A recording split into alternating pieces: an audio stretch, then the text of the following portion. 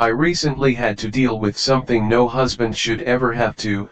A crazy Brenda slapped my pregnant wife in front of half the neighborhood. And the reason? Because we wouldn't bow down to her. And the only thing Brenda got in the end was served in court. Let me start from the very beginning. Before we dive in, let me know where you're listening from today. We thought we were buying into peace and quiet. Turns out, we bought into a war zone with lawn gnomes and some fascism. The day we moved in, the sun was shining. The moving truck was late, and my wife, 6 months pregnant and glowing, was sipping lemonade like a suburban goddess. And then came Brenda, polo shirt, bleached smile, clipboard clutched like it contained the nuclear codes.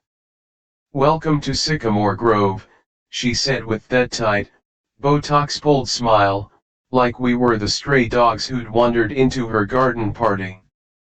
Her eyes flicked from my wife's belly to our bumper sticker, to our modest but paid-off SUV, like she was profiling us for hoa crimes we hadn't committed yet. My wife smiled and said, "Thanks." Brenda didn't smile back. Instead, she handed us a pamphlet titled "Your Lawn, Your Duty, Everything You Need to Know." "We take pride in Sycamore Grove," she chirped. Then, pause for effect, she added, "and congrats. Must be nice having the time to focus on family." My wife blinked. I didn't say anything. Not yet.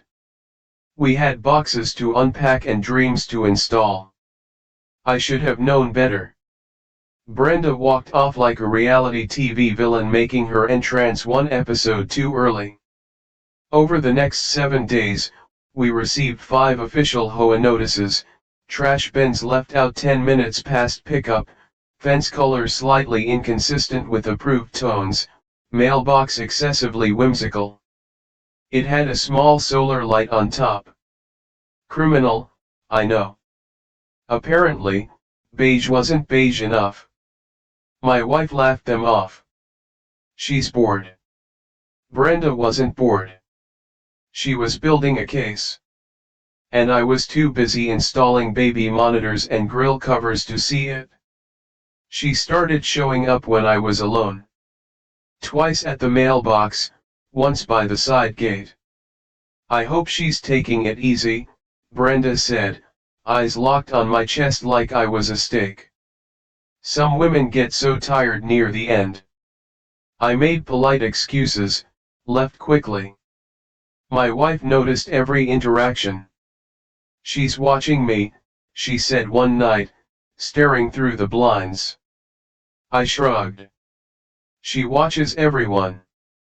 My wife didn't blink. "Not like this." Then came the barbecue, neighborhood welcome event, folding tables, pasta salad, beer, paper plates. My wife wore a soft yellow sundress, hair up, comfortable, glowing in that effortlessly divine way that made her hard to ignore. Brenda wore a halter top meant for a bachelorette cruise and carried herself like she owned every man within line of sight. She walked over to our table with 2 glasses of wine, handed one to me, didn't bring one for my wife. "Oh," she said, faking surprise, "you're still abstaining, even now." My wife smiled. "Doctor's orders." Brenda leaned in. "That's a shame. Wine helps with nerves." "You're not nervous about labor?" My wife's smile didn't even flicker. "Not even slightly." Brenda laughed. "Well, some women are built for motherhood." She said it loud enough for the neighbors to hear. People shifted. Then crash. Brenda bumped her wine glass into my wife's foot. "Oops," she said, eyes wide. 2 in one night? I must be tipsy." I stood up. Brenda smiled at me. "It must be exhausting for you, carrying the weight of everything." She didn't mean the boxes. I walked away. She watched me the whole time. For you, a free like is easy. But for me, it is the greatest support and encouragement. For this video, can you give me one like and one subscription? Thank you very much. 3 days later, we got a certified letter, violation, unapproved modifications to front entry. We'd bought a new welcome mat. It said, "Go away." We were trying irony. Brenda took it as a declaration of war. She went door to door, telling neighbors my wife was faking the pregnancy, said we were short-term scammers, probably can't even afford the HOA fees. Another notice arrived, community mediation encouraged. Mediation for breathing. We ignored it. That night, my wife was watering plants barefoot. Sunset quiet, the kind of moment you want to remember. And then Brenda stepped onto the sidewalk, stood there watching. My wife waved. Brenda didn't move, didn't speak, just lifted her phone and started recording. Not the yard, not the house, just my wife standing there watering the hydrangeas like she was documenting a threat. I stepped outside. Brenda kept filming. "Evening," I said. She lowered the phone, smiled. "Just making sure everything's safe." My wife spoke before I could. "You might want to turn the camera around. The real threats behind it?" Brenda's smile froze, and then, so soft I almost missed it, she said, "Pregnancy hormones make some women unstable. Just be careful. These kinds of stories spread fast." She turned and walked away. Because the next time we saw Brenda, she didn't bring a clipboard. She brought backup. And what happened on that sidewalk wouldn't just humiliate my wife, it would detonate the HOA's golden girl, and this time, we'd be ready. At first, I thought the wine incident would be the peak. I mean, how do you top publicly humiliating a pregnant woman at a barbecue? Turns out, that was Brenda's warm-up. Because the following Monday, we received a letter, typed, formal, full HOA seal at the top, like it was from the Pentagon. It listed 12 violations. 12. My wife read it aloud like she was hosting a true crime podcast. Violation 1, decorative door wreath exceeds size limitations. We'd hung a $5 eucalyptus circle from Target. Violation 2, unapproved lawn ornament. Object identified as gnome-like. We didn't own a gnome. We had a ceramic turtle. Slight smile. Violation 3, trash bins positioned at an offensive angle. That one nearly broke me. We laughed so hard we nearly dropped our breakfast, until I flipped the page, because at the bottom, there was a formal recommendation for mediation, again. But this time, it wasn't just signed by Brenda. There were 4 other names, HOA board members, one of whom I'd never even heard of. "She's recruiting," my wife said flatly, folding the letter. And she was right. The next day, we saw them, Brenda's new disciples. All women, all in pastel, all with matching clipboards. They didn't knock, they just loitered, wandering by our property, jotting things down, glancing at our mailbox like it was a weapon. It was like living in a sitcom where the villains were all PTA moms with a god complex. That afternoon, a Girl Scout walked up our driveway to sell cookies. She barely got 5 steps before her mom sprinted across the sidewalk and yanked her away by the backpack, like she was about to step into a bear trap. We weren't just the new couple anymore, we were the infestation. And Brenda? She was glowing, positively radiant with power. She strutted past our home every morning like she was measuring it for demolition, her new favorite move, stopping directly in front of our lawn, staring at our flowers like they insulted her personally, and jotting down notes on a clipboard that had to be full of pure fiction. One morning, I caught her with a tiny laser pointer, shining it at our bird bath. To what end, I have no idea, but she looked proud of it. Then came the inspection team. 2 HOA inspectors, matching polos, clip-on badges, clipboards that looked freshly laminated. They knocked like they had warrants. "We've received reports of unauthorized renovations," one of them said, nose twitching like he smelled a lie. I looked at the porch, then back at him. "You mean the chair?" "It's been painted," the other said. "Cherry wood. That's not on the approved HOA-stained palette." I opened my mouth. My wife appeared behind me, barefoot, calm, 8 months pregnant now, her belly a full moon, her expression a loaded weapon. "Do either of you have legal authority to enter this property?"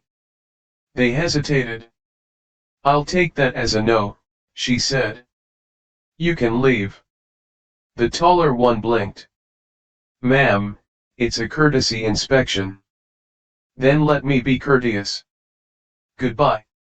She shut the door.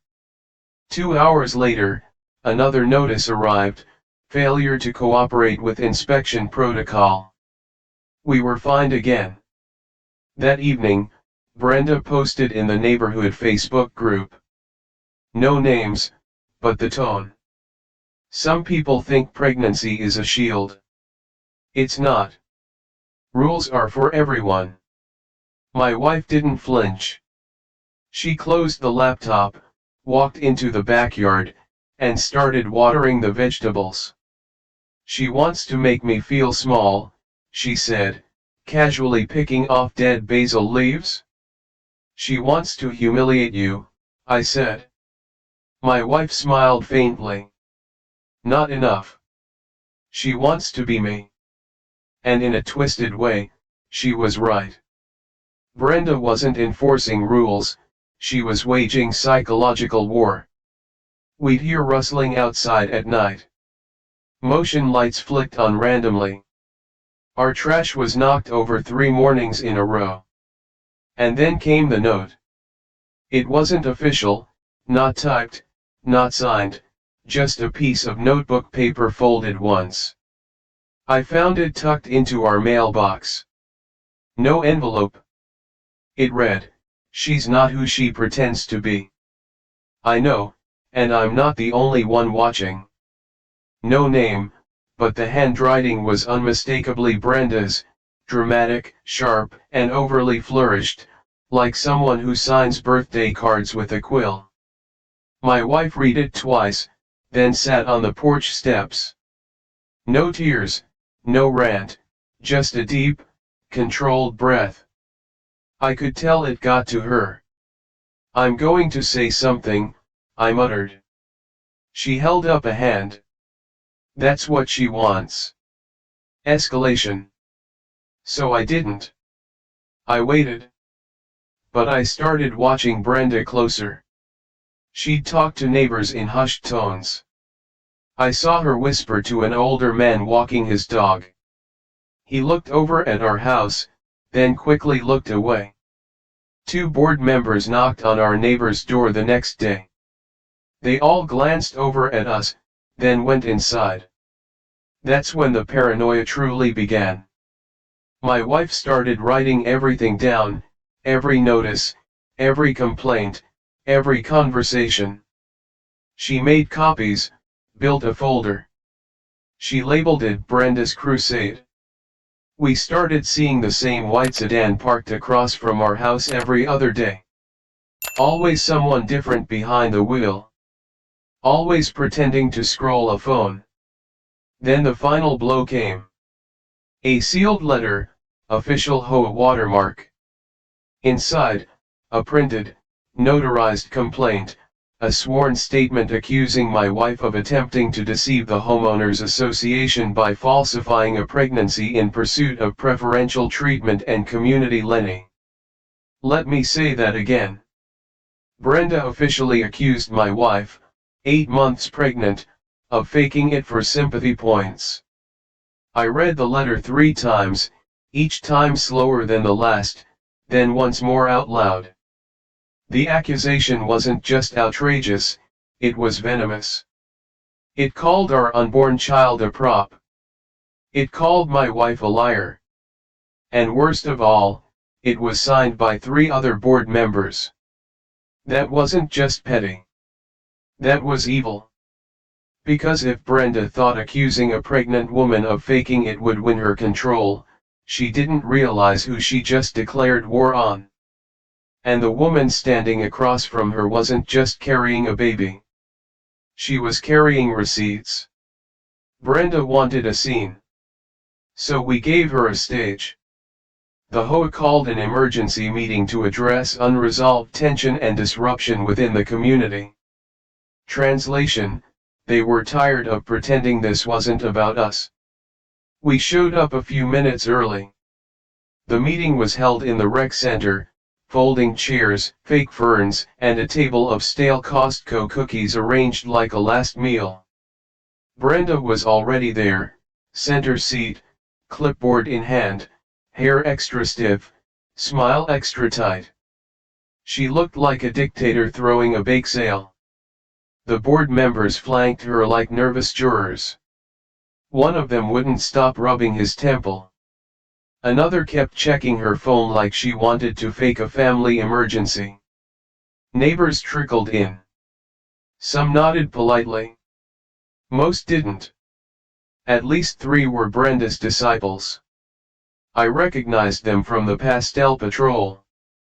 Each one carried a highlighted HOA handbook like it was gospel. And then my wife walked in.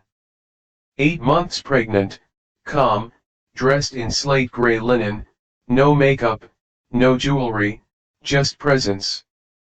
She didn't sit.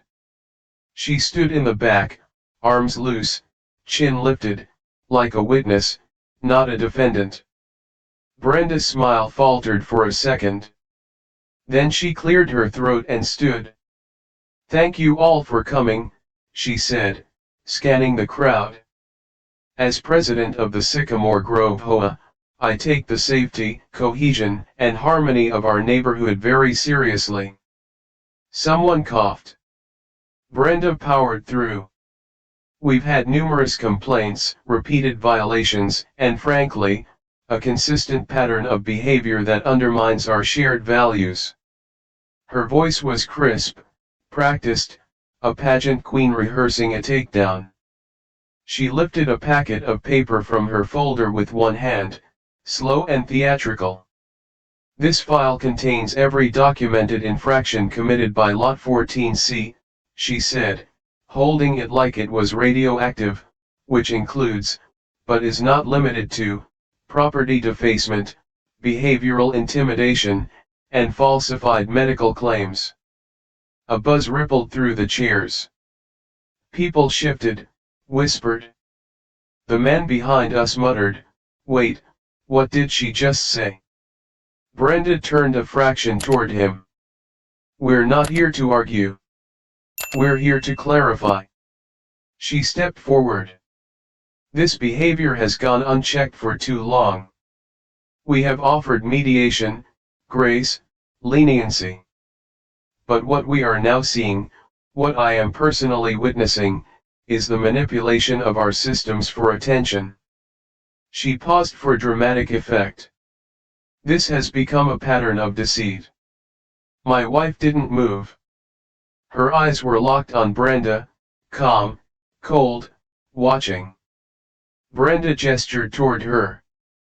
"Your wife," she said, voice rising slightly, "has exploited this community. Her behavior, her performance, has been disruptive, dishonest, and emotionally destabilizing to several families." The room fell still. Someone 2 rows ahead turned their head and looked back at us. My wife tilted her head. Performance, she said quietly. For you, a free like is easy. But for me, it is the greatest support and encouragement. For this video, can you give me 1 like and 1 subscription? Thank you very much. Brenda nodded. You've weaponized sympathy. You've used your condition to deflect responsibility. You've used your body as a smoke screen for manipulation. Which rule does that violate? My wife asked. Brenda hesitated. Then, this isn't about rules. This is about intent, about toxicity, about people who come into a place and think they're better than it. My wife blinked. You mean people like you? Brenda's face flushed deep red. You've disrespected me since the day you arrived, she snapped. I've barely spoken to you, my wife said flatly. Brenda lost it. You don't belong here. And then, before anyone could move, before logic could intervene, she stepped forward and slapped her. The sound cracked through the room like lightning in a glass box. It wasn't just a slap, it was a breakdown. Brenda's hand lingered in the air for a fraction too long, like even her muscles were shocked by what they'd done. Gasps. Phones lifted. Somewhere behind me, a chair scraped backward. Oh my God, someone whispered. She just hit her, someone else said. Brenda's face changed immediately. She looked down at her hand like it betrayed her. My wife's face turned with the impact, but that was it. No stumble, no collapse. She just turned back and smiled. It wasn't nice. It wasn't triumphant. It was surgical, like a blade being unsheathed. Brenda took 2 steps back. She was taunting me. Did you all see? She was smirking. You just hit a pregnant woman. A man said, voice sharp. Another woman stood up. You've lost it, Brenda. Brenda whipped toward the board. Well? Say something. No one moved. One of them stood, the one with the phone. She leaned into her mic and. This meeting is adjourned. Brenda's mouth opened in shock. I'm the president. You just assaulted someone. The board member said, you're done. Brenda staggered. Someone in the front row stood up, looked at her, and walked out. No one followed Brenda. Everyone followed us. My wife turned. Her hand gently cradled her stomach. She walked past Brenda without a word. But as she reached the door, she paused, turned her head slightly. Don't worry, she said softly, you'll be hearing from me soon. Brenda flinched like she'd been struck again. Outside, I finally exhaled. My wife looked at me, calm, controlled. She just ended herself, I said. She nodded, then glanced back at the building. No, she said, not yet. She added as we reached the car, she thinks this was a fight. She hasn't seen what I do to people who break actual laws. Because while Brenda spent the next 48 hours trying to spin it, my wife spent them building a legal case. And the next time Brenda saw her, she wouldn't be standing in front of a neighborhood, she'd be standing in front of a judge. I thought Brenda blowing up in public would give my wife the justice she needed, that the world seeing it, the sound of that slap echoing through the room, would be enough. It wasn't. If anything, it focused her. That night, she barely said a word. She sat on the couch with a stack of printed whole letters, her laptop open, fingers moving with surgical calm. I made us tea. She didn't touch hers. By midnight, she had 3 folders open, bylaw breaches, torts and threats, Brenda direct violations. This board, she said without looking up, is in violation of its own charter.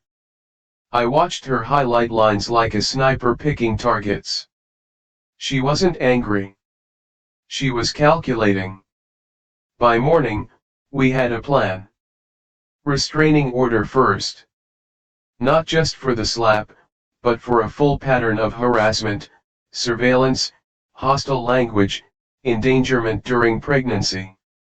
She filed it online, printed it, then drove it to the courthouse herself. Brenda, meanwhile, was playing optics. She went door to door with forced smiles and a tray of thawed cookies. We watched from our window as she handed one to Mrs. Delaney.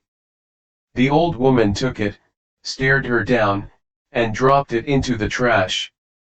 "She's losing the room," I said. My wife didn't answer. She was already drafting the second filing, a formal ethics complaint against the HOA board for retaliatory fines, ADA violations, abuse of power. Then came the Facebook post. We've all made mistakes. Some of us lash out when provoked. Others pretend to be victims. Let's focus on healing, not hate. No names, but our house photo was in the background. My wife printed it, added it to a folder labeled Exhibit C, and kept going. No reaction, no drama, just data. She called the county office and filed a report with the HOA Oversight Division. She pulled the HOA charter from the local archive and annotated every place Brenda had overstepped. Then she walked door to door with me and handed out a 2-page memo explaining in plain language what Brenda and the board had violated. It wasn't emotional. It was a legal autopsy. One neighbor tried to hand it back. My wife smiled politely. "It's okay. You'll want to know when this hits court." Brenda watched us from her porch. She was gripping a coffee mug so tightly, I half expected it to shatter. She didn't wave. We did. Later that night, someone dumped a bucket of shredded paper into our yard. Petty. We installed a third camera. By Friday, she'd filed. Not criminal, not yet, but civil. Brenda was the named respondent. 3 board members listed as co-defendants. The claim: intentional infliction of emotional distress, harassment, libel, negligent governance. The HOA's lawyer responded with a 3-line email requesting informal mediation. My wife declined. "We're past informal," she said. She made it public. "I'm just returning the favor with paperwork." Brenda called an emergency board meeting. We weren't invited, but a neighbor texted me a recording. Brenda's voice: "She's bluffing. It's a pressure tactic." Someone else: "She's citing state law, Brenda." Another: "You slapped her, in front of everyone, Brenda." It wasn't even hard. The next day, the HOA lawyer sent us a formal notice. They were reviewing documentation and seeking advice from outside counsel. Translation: we're in over our heads. Brenda showed up at the park the next day, pretending to check her phone, pretending not to follow my wife's walking path, until my wife stopped. "You're violating a court order," she said evenly. Brenda froze. "I'm not talking to you. You're within 15 feet. Brenda took a step back. "You can go," my wife said, "or we can let the officer escort you." Brenda left. She never came back. But that night, someone cracked a raw egg on our front steps. We reviewed the footage. Dark hoodie, hood up. Could have been anyone. We sent it to the court anyway. Then came the deposition. Brenda showed up late, wearing sunglasses indoors and dragging a binder like it owed her money. She didn't bring a lawyer. She didn't bring shame either. "Let's make this quick," she said. "I have a dentist appointment." My wife clicked her pen. "Do you recognize this?" she asked, sliding over the first page. Brenda glanced.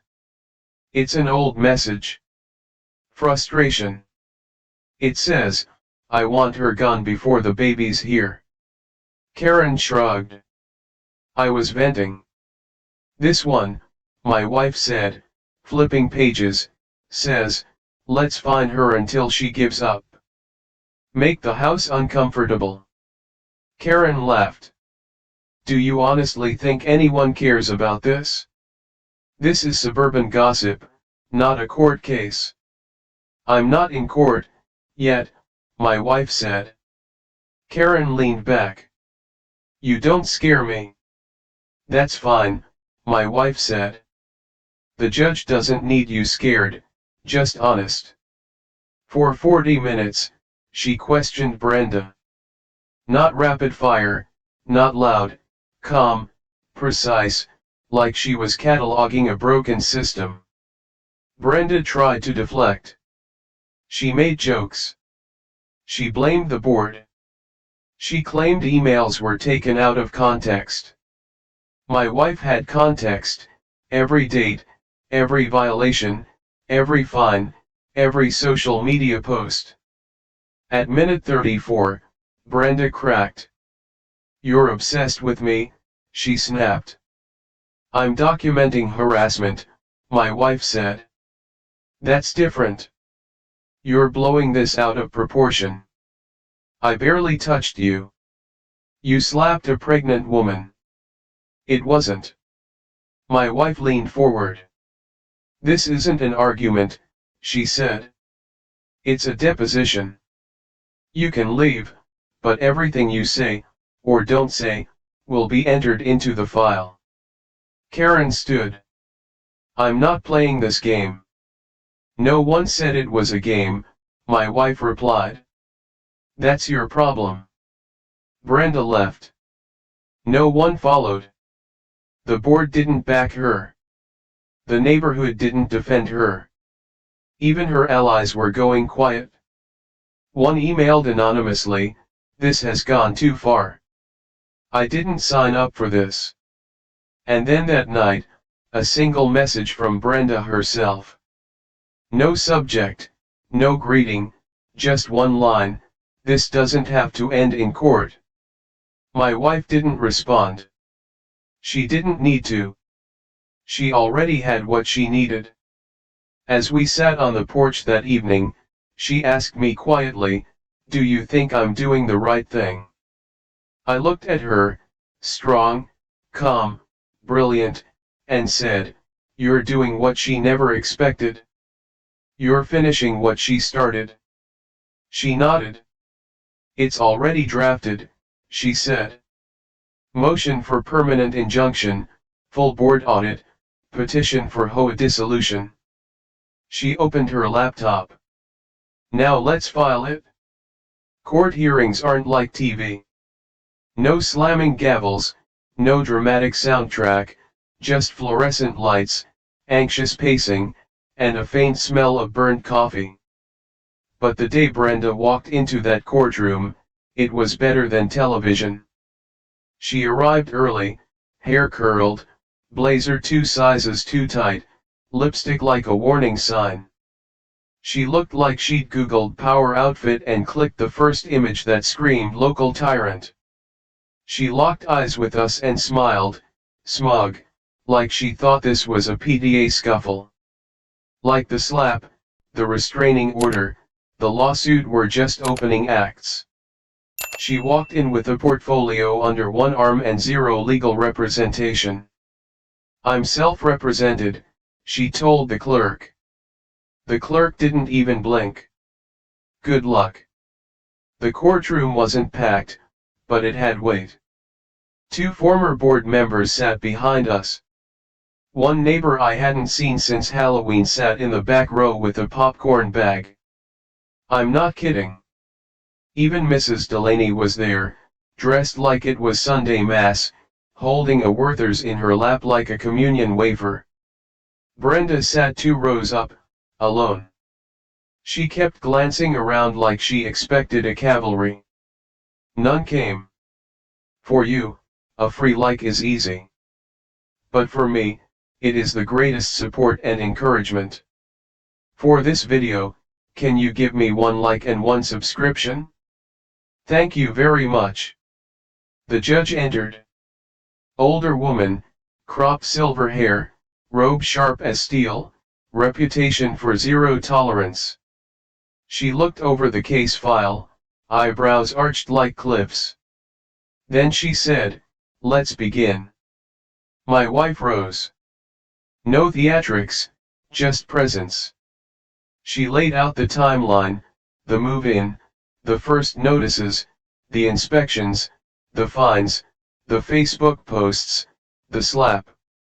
Then she passed the judge 3 color-coded binders, 1 for exhibits, 1 for correspondence, 1 for documented witness statements.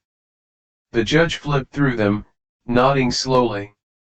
When my wife finished, the judge said, "The court acknowledges documented harassment, escalation, and physical contact. Ms. Vance, you may respond." Brenda stood, fluffed her blazer, smiled like a pageant queen who knew she'd already lost but planned to go out with a monologue. "Your Honor," she began, "I think we can all agree this has gotten a bit theatrical." No one agreed. Brenda kept going. This woman moved in and decided the rules didn't apply to her. She broke regulations, insulted board members, stirred up the community, and when I tried to enforce the bylaws. "You slapped her," the judge said. Brenda blinked. "She provoked me." "How?" Brenda hesitated. "She smirked at me." A muffled snort echoed from the back row. Brenda scowled. "She paraded around like she was better than everyone. She called me out in front of my neighbors. She weaponized pregnancy for sympathy." The judge narrowed her eyes. "Are you suggesting the plaintiff fabricated her condition?" Brenda smiled. "Let's just say I've seen stranger scams." The courtroom hissed like a tea kettle. My wife said nothing. She didn't have to. The judge spoke. "Do you have any medical evidence, sworn statements, or expert testimony to support that?"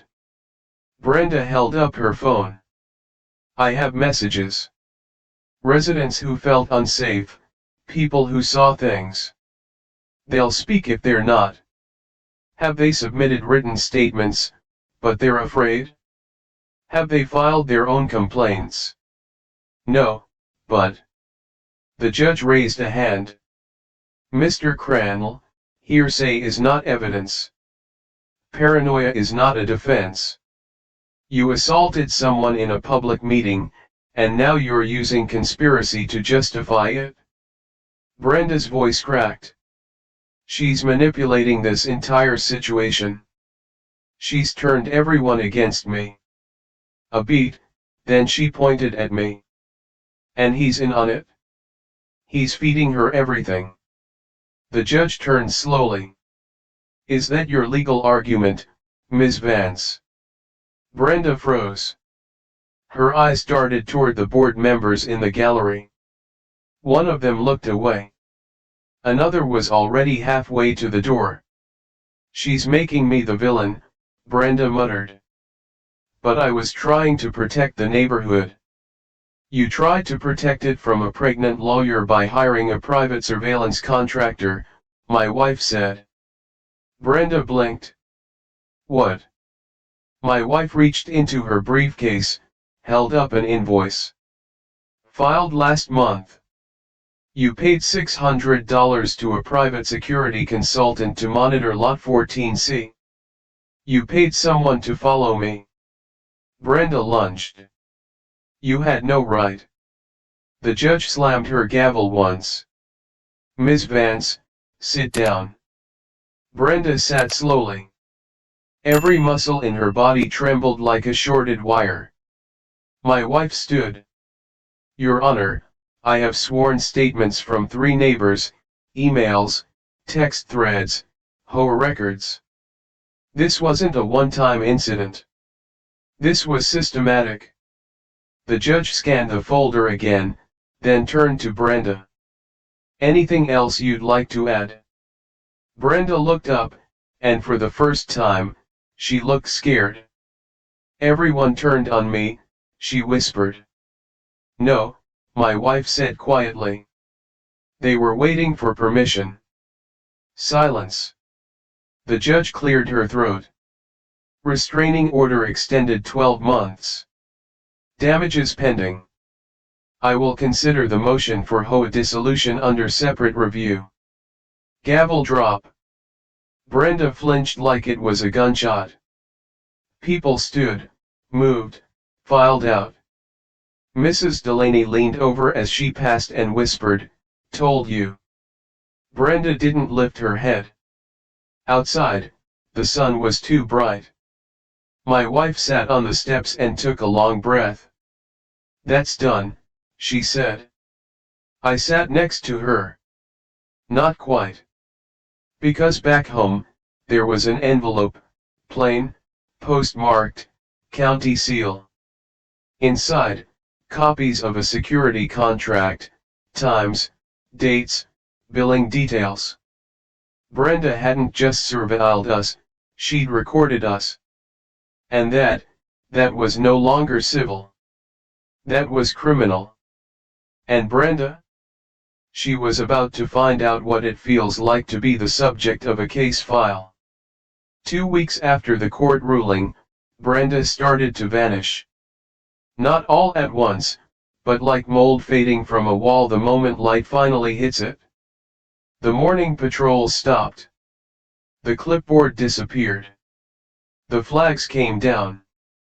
The house that used to scream patriotism and pettiness now whispered rot, dead plants, a sagging wreath, and a crumpled yard of the month sign stuffed behind a garbage bin. The only thing that still stood straight, the for sale sign. I should have felt victorious. Instead, it felt quiet. Brenda tried to settle, of course. Her lawyer sent an email. A generous offer. We didn't even open the attachment. My wife replied with one sentence, "We're not after your money. We're after your precedent." And we got it. Brenda was formally removed from the HOA. Not just banned from Sycamore Grove's board, banned from any homeowners association role in the entire county, by court order. She appealed, she lost. She appealed again, she lost again. Turns out, judges don't like being lied to, in Arial font. The HOA collapsed shortly after. No one wanted to lead. The rest just walked away.